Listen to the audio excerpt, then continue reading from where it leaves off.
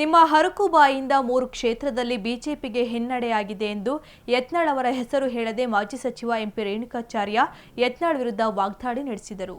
ಸುದ್ದಿಗಾರರೊಂದಿಗೆ ಮಾತನಾಡಿದ ಅವರು, ದೀಪ ಹಾರುವಾಗ ಜೋರಾಗಿ ಉರಿಯುತ್ತದೆ, ಪಟಾಕಿ ಹಚ್ಚಿದಾಗ ಸೌಂಡ್ ಬರುತ್ತೆ, ನಂತರ ಸುಟ್ಟು ಕರಕಲಾಗುತ್ತದೆಯೋ ಆ ರೀತಿ ಯತ್ನಾಳ್ ಮಾಡುತ್ತಿದ್ದಾರೆ ಎಂದು ಅವರು, ಯಡಿಯೂರಪ್ಪನವರ ಆಶೀರ್ವಾದದಿಂದ ನೀವು ಶಾಸಕರಾಗಿದ್ದು ಅದನ್ನು ನೀವು ಮರೆಯೋದು ಬೇಡ. ಮಂತ್ರಿ ಮಾಡಿಲ್ಲ ಎಂಬ ಕಾರಣಕ್ಕೆ ಯಡಿಯೂರಪ್ಪ ವಿಜಯೇಂದ್ರ ವಿರುದ್ಧ ಮಾತನಾಡುವುದು ಸರಿಯಲ್ಲ ಎಂದ ಅವರು, ವಿಜಯೇಂದ್ರ ನೇತೃತ್ವದಲ್ಲಿ ಮುಂದಿನ ಚುನಾವಣೆ ಎದುರಿಸುತ್ತೇವೆ, ಬಿಜೆಪಿ ಅಧಿಕಾರಕ್ಕೆ ಬರುತ್ತದೆ ಎಂದ ಅವರು, ಮುಂದುಗಡೆ ಗೂಳಿ ಹೋಗ್ತಾ ಇದ್ರೆ ಹಿಂದುಗಡೆ ತೋಳ ಹೋಗ್ತಾ ಇದೆ ಎನ್ನುವಂತೆ ನಿಮ್ಮ ಪರಿಸ್ಥಿತಿ ಆಗಲಿದೆ ಎಂದು ಯತ್ನಾಳ್ಗೆ ಟಾಂಗ್ ಕೊಟ್ಟರು. 2023ರ ಚುನಾವಣೆಯಲ್ಲಿ ಯಾರು ವಿಧಾನಸೌಧದ ಹೊರಗೆ ಒಳಗೆ ನಾಲಿಗೆ ಹರಿಬಿಟ್ರು ಬಾಯಿ ಚಟಕ್ಕೆ ಇವರಿಗೆ ಟಿಆರ್ಪಿ ಬೇಕು ಮಾತನಾಡುತ್ತಾರೆ. 2023ರ ಚುನಾವಣೆಯ ಸೋಲಿಗೆ ಅವರೇ ಕಾರಣ, ಆಗ ಹೈಕಮಾಂಡ್ ಕ್ರಮ ತೆಗೆದುಕೊಳ್ಳಲಿಲ್ಲ ಎಂದರು.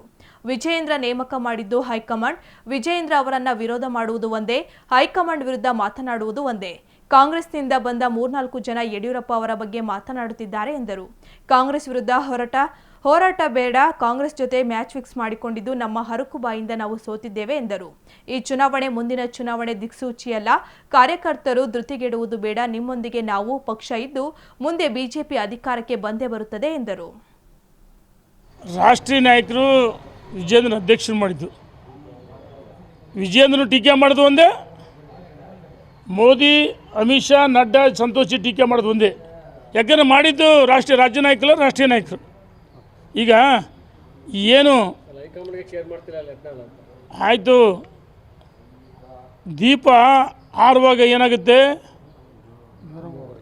ದೀಪ ಆರುವಾಗ ಏನಾಗುತ್ತೆ, ಪ್ರಕಾಶಮಾನ ಹೊಂದಿಸಿರು ಉರಿದು ಟಸ್ ಪಟಾಕಿ ಆಗುತ್ತೆ.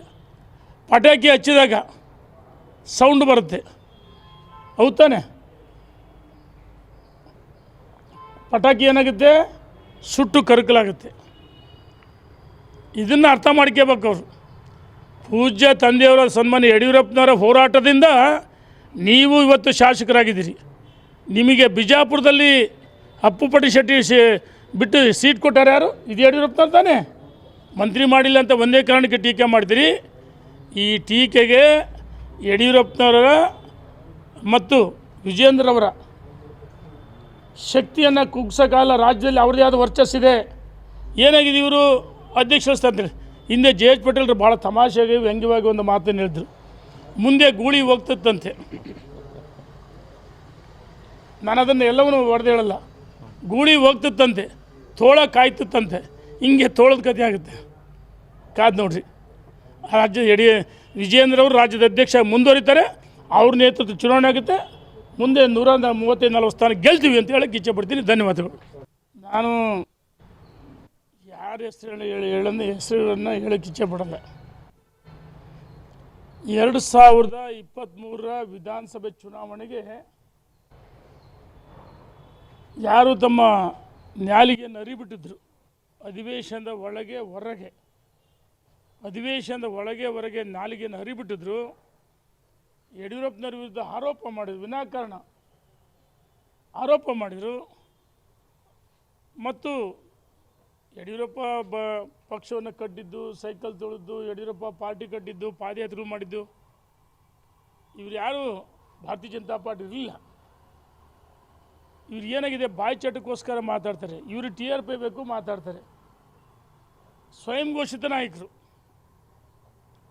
ಸೋಲಿಗೆ ಅವ್ರ ಕಾರಣ 2023ರಲ್ಲಿ ಅಂದು ನಮ್ಮ ರಾಷ್ಟ್ರೀಯ ನಾಯಕರು ಇವ್ರ ಮೇಲೆ ಶಿಸ್ತು ಕ್ರಮ ಜರುಗಿಸಿದ್ರು. ಕರ್ನಾಟಕದಲ್ಲಿ ಭಾರತೀಯ ಜನತಾ ಪಾರ್ಟಿಗೆ 2023ರಲ್ಲಿ ಸ್ಥಿತಿ ಬರ್ತಾ ಇರಲಿಲ್ಲ. 2023ರಲ್ಲಿ ಮತ್ತೊಮ್ಮೆ ಭಾರತೀಯ ಜನತಾ ಪಾರ್ಟಿ ಸರ್ಕಾರ ಬರ್ತಾ ಇತ್ತು, ನಮ್ಮದೇ ಸರ್ಕಾರ ಬರ್ತಿತ್ತು. ಸೋಲಿಗೆ ಯಾರು ನಾಲಿಗೆಯನ್ನು ಹರಿಬಿಟ್ಟು ಮಾತಾಡ್ತಾರೆ, ಹರಕುಬಾಯಿಯಿಂದ ಮಾತಾಡ್ತಾರೆ, ಸೋಲಿಗೆ ಅವರೇ ಕಾರಣ 2023 ಚುನಾವಣೆಯಲ್ಲಿ. ಮತ್ತು ವಿಜಯೇಂದ್ರವರು ರಾಜ್ಯದ ಅಧ್ಯಕ್ಷ ಆದಮೇಲೆ, ವಿಜಯೇಂದ್ರನ ರಾಜ್ಯದ ಅಧ್ಯಕ್ಷ ಮಾಡಿದ್ದು ಯಡಿಯೂರಪ್ಪನವರಲ್ಲ, ರಾಜ್ಯ ನಾಯಕರಲ್ಲ, ನಮ್ಮ ವಿಶ್ವಮೆಚ್ಚಿದ ನಾಯಕ ನರೇಂದ್ರ ಮೋದಿಯವರು,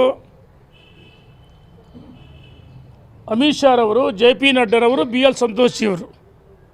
ರಾಷ್ಟ್ರೀಯ ನಾಯಕರ ತೀರ್ಮಾನವನ್ನು ಪ್ರಶ್ನೆ ಮಾಡ್ತಾರಂದರೆ ಇದು ನಮ್ಮ ರಾಷ್ಟ್ರೀಯ ನಾಯಕರಿಗೆ, ಪ್ರಧಾನಮಂತ್ರಿಗಳಿಗೆ, ರಾಷ್ಟ್ರೀಯ ಅಧ್ಯಕ್ಷರಿಗೆ, ನಾಯಕರಿಗೆ ಮಾಡಿದಂಥ ಅಪಮಾನ, ಅಸಮಾನ ಅಷ್ಟೇ ಅಲ್ಲ, ವಿಜೇಂದ್ರನ ವಿರೋಧ ಮಾಡೋದು ಒಂದೇ, ನರೇಂದ್ರ ಮೋದಿ, ಅಮಿತ್ ಶಾ, ನಡ್ಡಾ, BL ಸಂತೋಷಿ ವಿರೋಧ ಮಾಡೋದು ಒಂದೇ. ಇವರು ಕೆಲವರು ಸೇರಿಕೆ ಮಾಡ್ತಾರೆ, ಬೇರೆ ಬೇರೆ ಪಕ್ಷ ಕಾಂಗ್ರೆಸ್ಸಿಂದ ಬಂದಂಥವ್ರು ಒಂದು 3-4 ಜನ. ಅವ್ರ ಹೆಸರು ಹೇಳೋಕ್ಕೆ ಇಚ್ಛೆ ಪಡಲ್ಲ ನಾನು. ಇವರು ಯಡಿಯೂರಪ್ಪನವ್ರ ಬಗ್ಗೆ ಮಾತಾಡ್ತಾರೆ, ವಿಜೇಂದ್ರ ಬಗ್ಗೆ ಮಾತಾಡ್ತಾರೆ ಅಂದರೆ ಯಾವ ನೈತಿಕ ಆಗಿದೆ ನಿಮ್ಮ ಮಾತಾಡೋಕ್ಕೆ?